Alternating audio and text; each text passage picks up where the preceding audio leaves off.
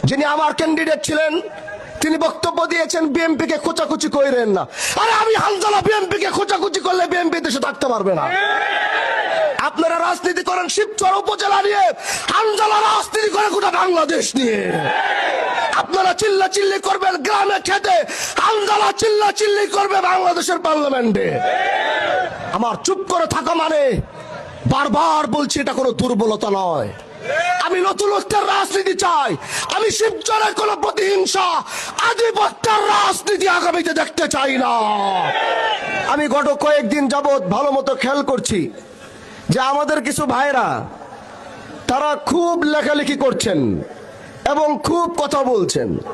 তারা অন্য কেউ নয়, তারা আমার শিবচরের বিএনপি ভাইয়েরা।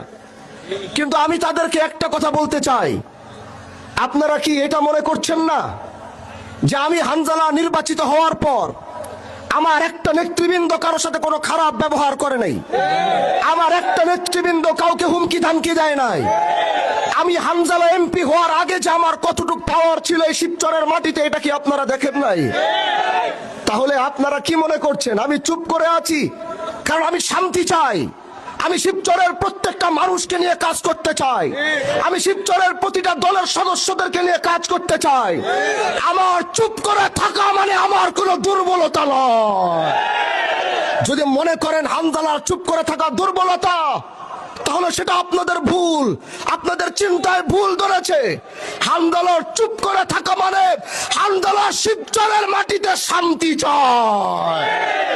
এজন্য বলছি আসুন ভালোবাসা নিয়ে কাজ করি, আসুন কাঁধে কাঁধ মিলিয়ে কাজ করি। আমার জায়গায় যদি আজকে অন্য কেউ হতো তাহলে আপনাদের কাউকে বাড়ি ঘরে থাকতে দিত না। আমার জায়গায় যদি অন্য কেউ হতো কাউকে ঠিক মতো চলতে দিত না, বাড়ি ঘর থেকে বের হতে দিত না। আমি আপনাদের বাক স্বাধীনতা দিয়েছি, আমার নামে লেখালেখি করবেন, আমি সেই স্বাধীনতা শিবচরের মানুষকে দিয়েছি। আগের এমপির বিরুদ্ধে দেশের একজন কেউ কলম ধরতে পারে নাই, আমি এই শিবচরের মানুষকে সেই বাক স্বাধীনতা দিয়েছি। গঠনমূলক যদি সমালোচনা থাকে আপনারা করেন, আমার কোনো আপত্তি নাই। আমি শিবচরের সাংবাদিকদেরকে আমি সেই বাক স্বাধীনতা দিয়েছি, সেই কলম চালানোর অনুমতি দিয়েছি।